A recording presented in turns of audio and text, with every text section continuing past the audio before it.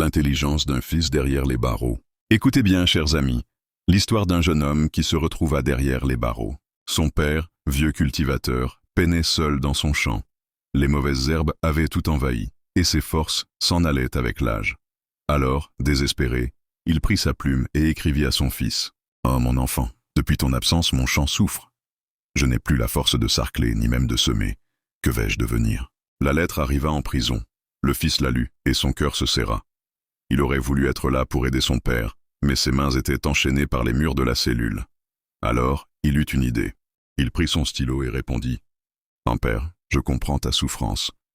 Mais je t'en supplie, ne touche jamais la partie nord du champ, car c'est là que j'ai enterré 500 millions d'euros que j'ai volés. » Quand les gardiens reçurent la lettre, ils la lurent, comme toujours, avant de la transmettre.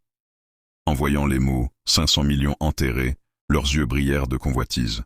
Sans attendre, ils accoururent chez le vieux cultivateur. Ils retournèrent la terre, fouillèrent chaque coin, creusèrent, sarclèrent, bêchèrent.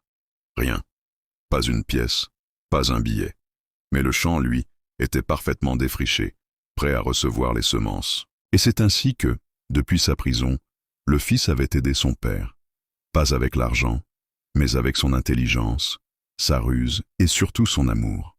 Leçon de morale. Quand les mains sont liées, le cœur et l'esprit trouvent toujours un chemin. Raconté par Brohim Oguntola.